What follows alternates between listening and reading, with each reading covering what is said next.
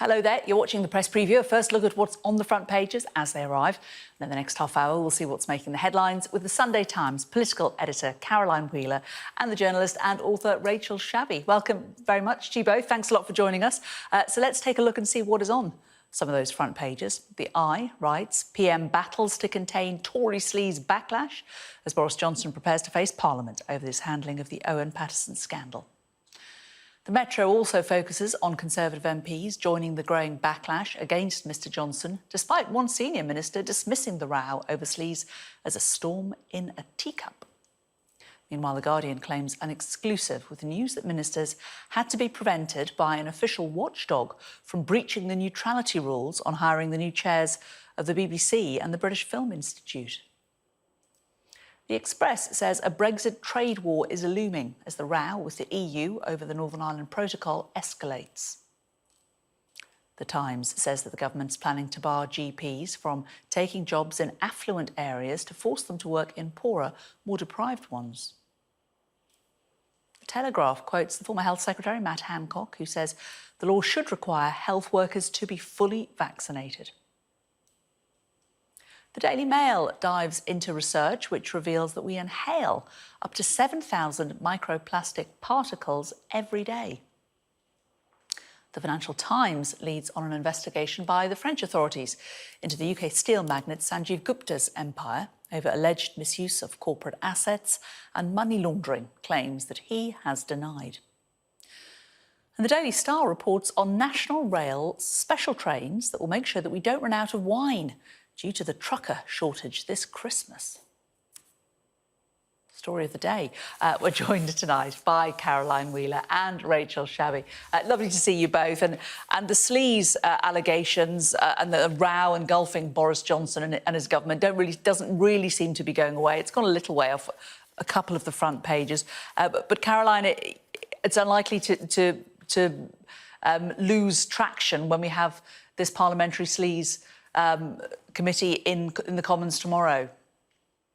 No, exactly. And, I think George Eustace, the Environment Secretary, was sent out this morning to try and diffuse the row a little bit as he took to the airwaves. And actually, I think what he did was to actually put rocket boosters under it. So having spoken to Conservative MPs this afternoon, they seem even more annoyed than they were sort of on Wednesday, Thursday, Friday, a suggestion that this was all a sort of storm in a teacup.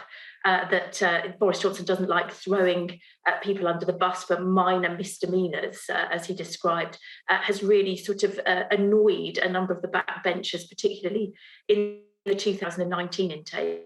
And the Prime Minister's now got to endure 3 hours of debate tomorrow when the opposition party will lob pretty much everything they've got at him in terms of the SLEAZE that they perceive surrounds the government, starting from the Owen Paterson affair. But I'm sure that you'll be hearing about the wallpaper saga, potentially the holiday to Mustique, the holiday to Mallorca.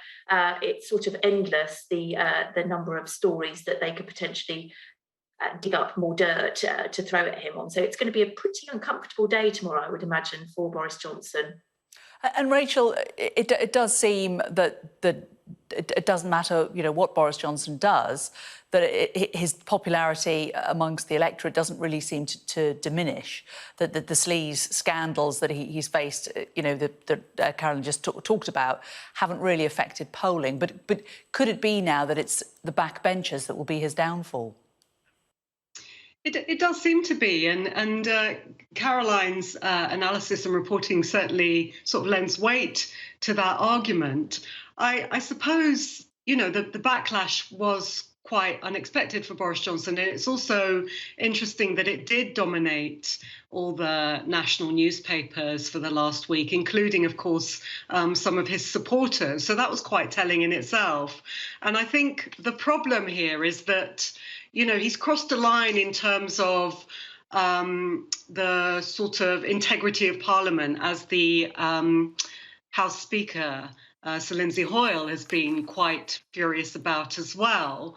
And, that's a really big deal. One of the reasons that the public loses faith in politics is precisely that, is that it's seen as corrupt, it's seen as, rigged and not for them.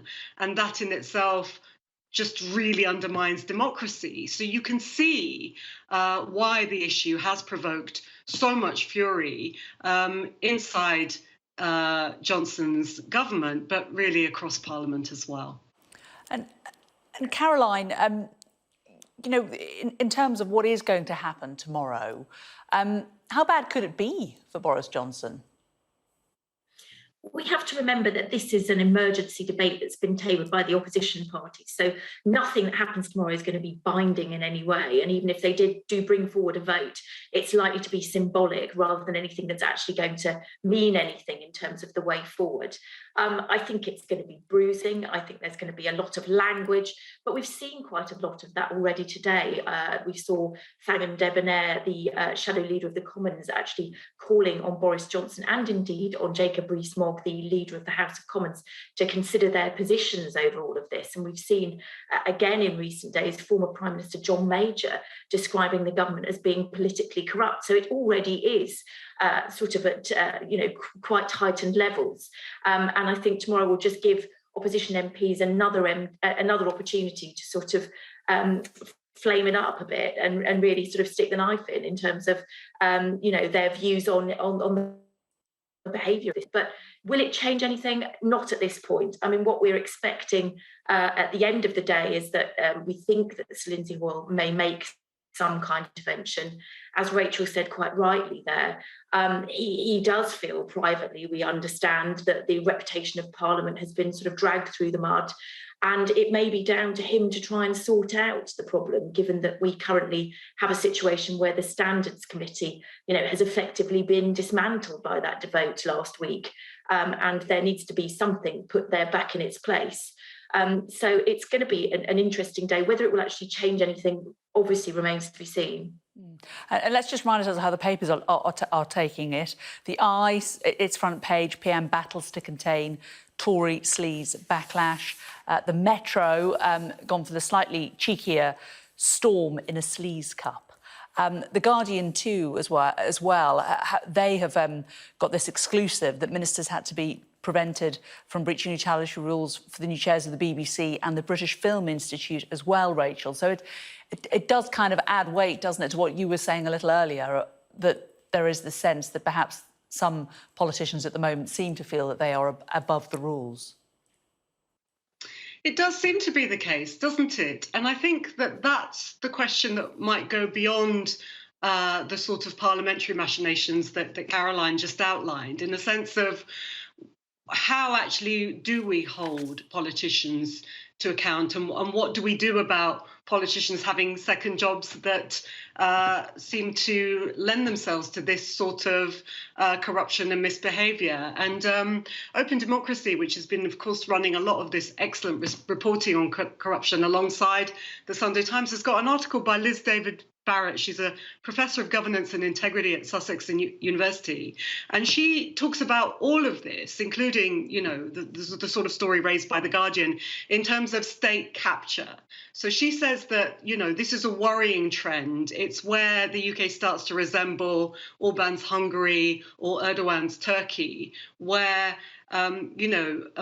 minority interests capture the state, and the government, is democratically elected, but then uses that power to rewrite the laws in its favour. And that's why this is also troubling, that, we now have a situation where, why are ministers allowed to have these, consultancy roles, or MPs even allowed to have these consultancy roles, where it does suggest that they are serving interests other than the public that they were elected to serve? And I think that that's a question that might actually extend beyond the parliamentary debates that we'll see in the next few days. Indeed. Just a minute left in this half, but Caroline, let's look at the story. This is inside the Telegraph, and this is about electric car buyers and the fact that lithium costs are going up. So it potentially is going to mean that going green is going to become a bit more expensive.